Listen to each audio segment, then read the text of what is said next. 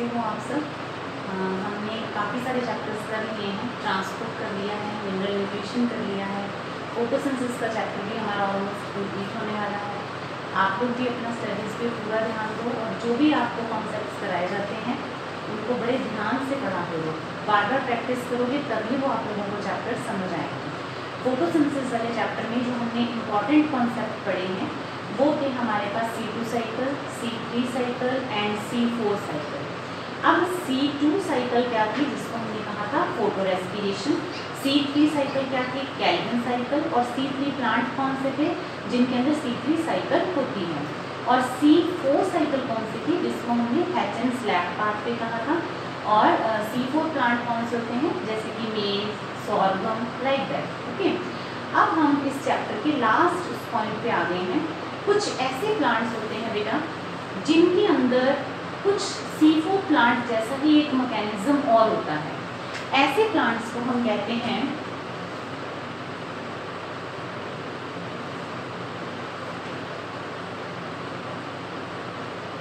Cam plants.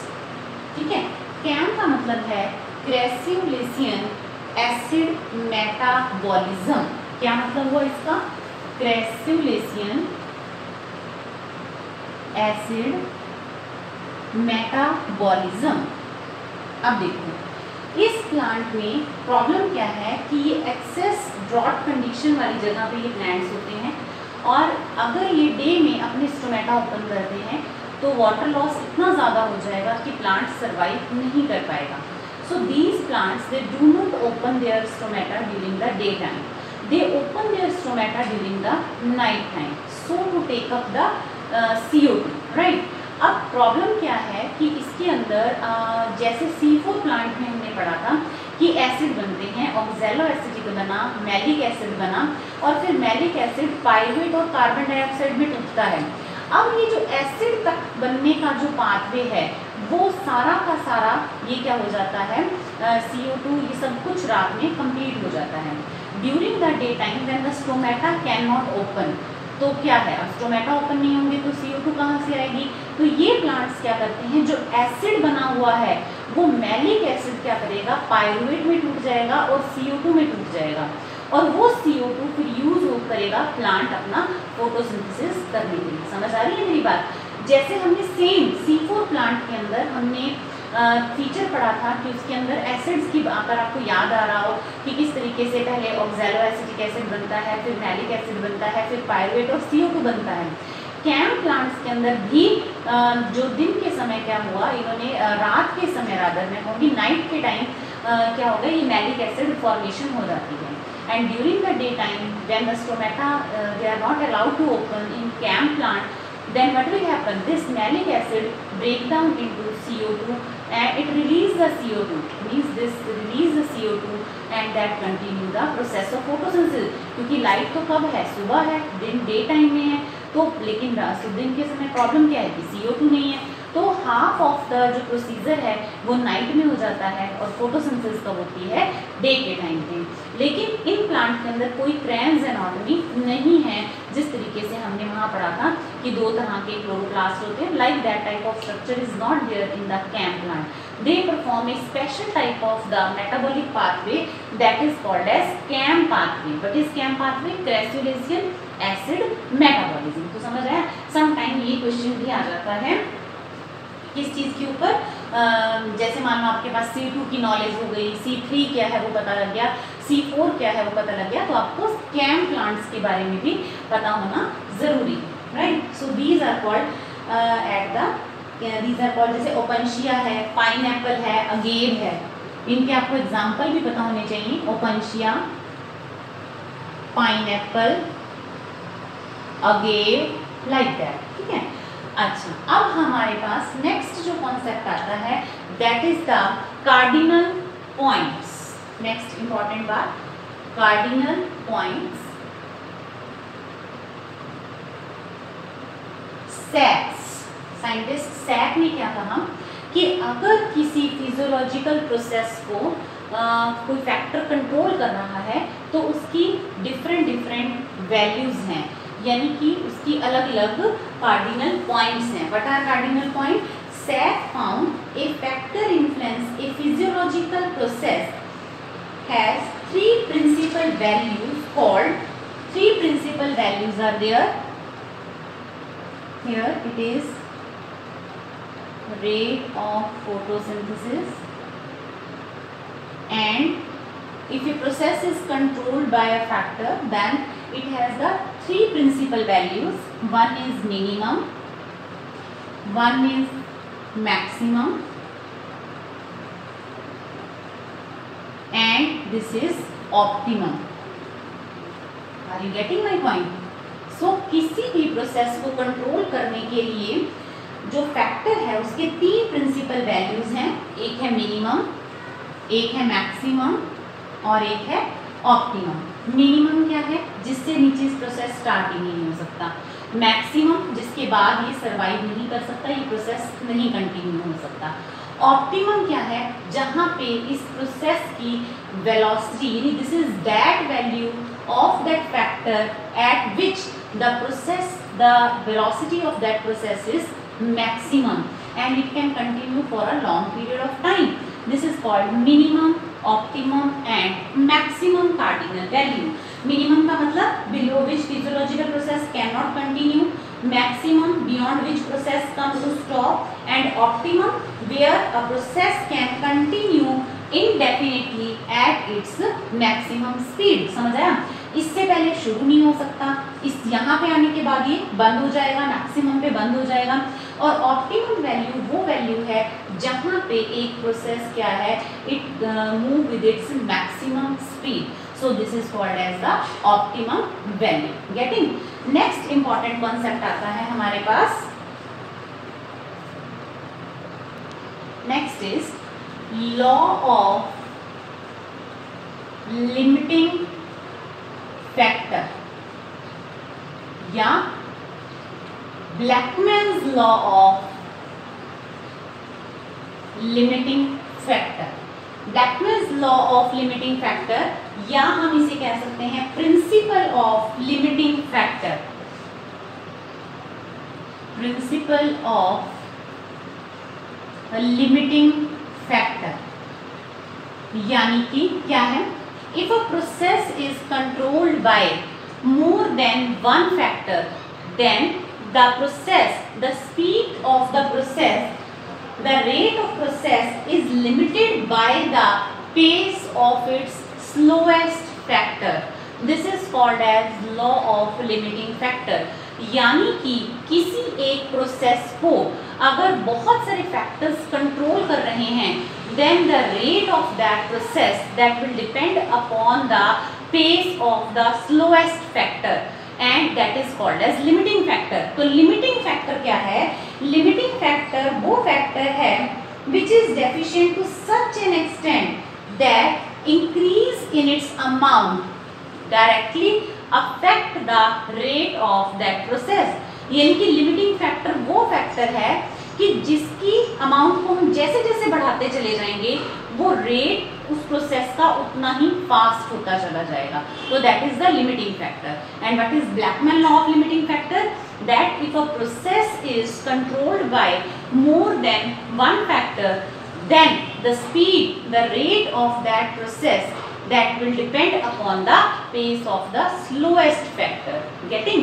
इस चीज को एक्सप्लेन करने के लिए ब्लैकमैन ने एक्सपेरिमेंटली इस चीज को स्टडी किया। What he did that he eliminated the particular plant, that photosynthetic material, and kept at the 20 degree Celsius temperature, and carbon dioxide concentration temperature was 20 degree Celsius, CO2 0.01% and no light was given. No light was given to that particular photosynthetic material. And what happens that all other factors are kept constant. इन तीनों factors के effect को Blackman ने study किया. Now what will happen? He draw graph also. Here it is the rate of photosynthesis. And here it is the light intensity. Now what happens when there was no light can photosynthesis occur? No, photosynthesis will not start. Now slowly he started to increase the light intensity, but he observed that rate of photosynthesis start increasing. But after some time, increase in light intensity does not increase the rate of photosynthesis. Are you getting? कि temperature यहाँ पे कितना था 20 degree and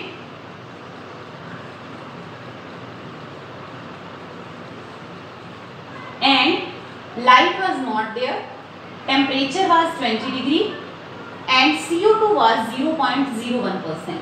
When he increased the light intensity, the rate of photosynthesis increased. But after some time, increase in light intensity does not increase the photosynthesis.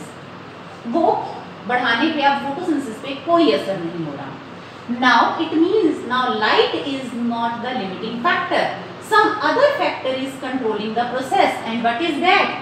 It is CO2. Why? Because it was 0.01%.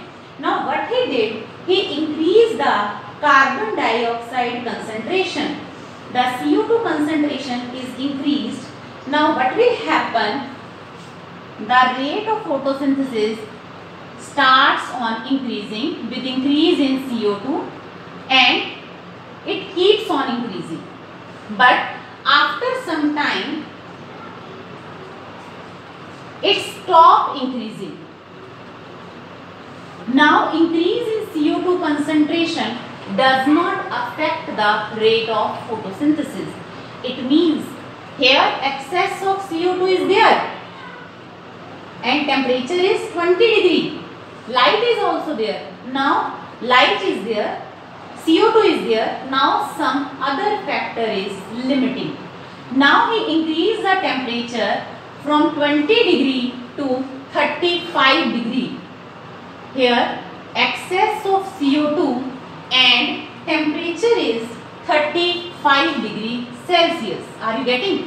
Now what happened? The rate of photosynthesis again start increasing, but again after some time increase in temperature does not affect the rate of photosynthesis.